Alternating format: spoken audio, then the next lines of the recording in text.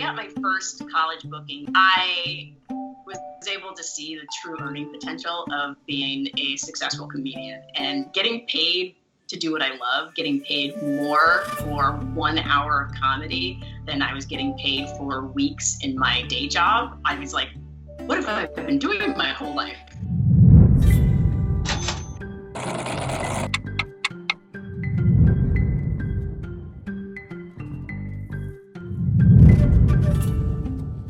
She was featured in the Boston Comedy Festival and Portland's All Jane Comedy Festival. Put your hands together right now for the very funny Maya May!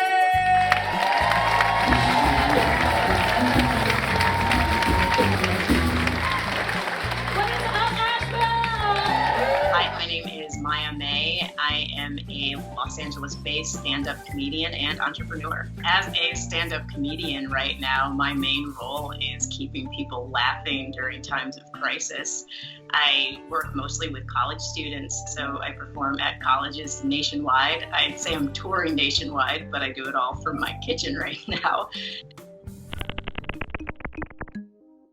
So in my corporate life, I worked in the language learning industry. As an entrepreneur, I'm actually still in the language learning industry. When I realized that I could make more of an impact as a comedian than I could at doing anything else, and just the fact that I also love making people laugh, even if it's just casually, like at the grocery store. In 2014, I started comedy. I took my first comedy class. I was able to get into the Boston Comedy Festival, which is a pretty prestigious festival, which made me realize, I can probably make this a career if I really, really put all of my energy into it. But at the same time, comedy is not one of those careers that pays really anything at all off the bat.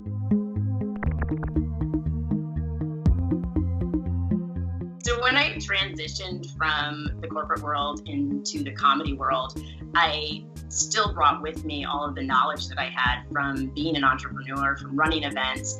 And so I used a lot of that to figure out how to make my way in the comedy world and do it differently and to work smarter as opposed to working harder. Because generally when you're a comedian, you have to spend hours at mics, networking with people, doing shows. And I didn't have time to do that because, one, I was still working, but also I'm a mom. As I mentioned before, most stand-up comedians spend a lot of time in clubs to get better. Me, I used my time in the bathroom, in the mirror. I actually performed to my toiletries. That saved me a ton of time. It was interesting because people thought I wasn't as dedicated to comedy because they didn't see me out on the scene as much. But I spent a bulk of my time when I was at home writing and performing. And with the job I had, I specifically, I underemployed myself. I took a position as an executive assistant where I knew that I could do the job basically in my sleep. I wasn't great at it, but I did my best because my focus really truly was comedy. So apologies to that boss. I named her after a strong black leader, and she named herself after a Pokemon. So there were times during this that I would give up, right? Because it was too much to try to do everything at once.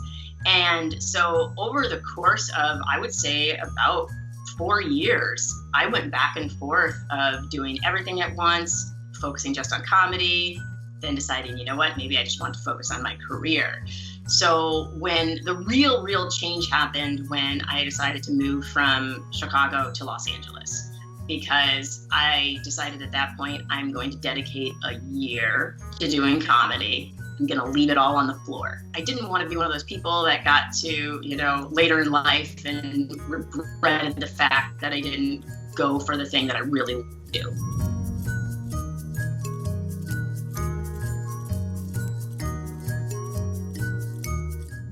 Prior to coming out here, I had enough to live off of for 6 months. I knew I would make it for 6 months, no problem. However, that wasn't my plan. I wasn't like, I'm gonna come out here and use up this 6 months. It was, I know I have this cushion.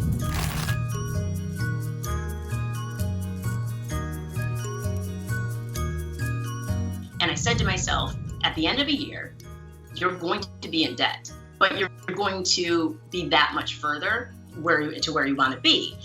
And at that point, you can decide whether you want to get a job or keep going. I came out here with that in mind, and then also knowing that there are always temp jobs. And I did take a temp job for exactly 2 weeks.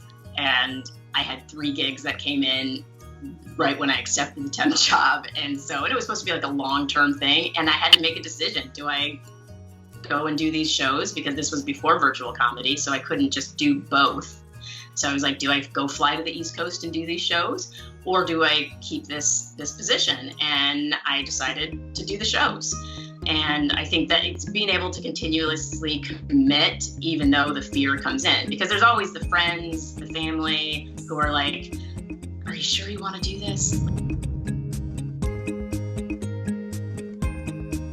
I was about to do a show called Hot Tub, and they asked me, would you be willing to do it virtually? And I was like, sure, why not? Because again, all of those years that I spent practicing in my back room were finally paying off. It was like, I felt so fortunate because I was like, oh, this thing that actually hindered me before now actually helps me.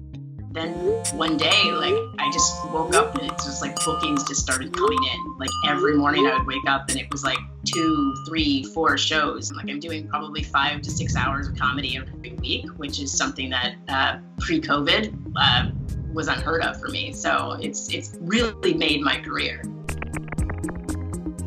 I want to sort of disrupt what's happening with corporate comedy, because right now corporate comedy it's generally been cis-het white male, and with everything that's going on right now with diversity and inclusion efforts, I think it's really important to get strong, diverse voices into this space. One of the next steps, hosting a podcast where we're discussing business problems, but from a comedic perspective, is something that I'm working on, as well as a book about the things that I've learned in stand-up comedy that I use to approach problem solving, adapting, and things like that. So a lot of projects in the work, and I'm super excited about all of them, and who knows what 2021 is going to bring.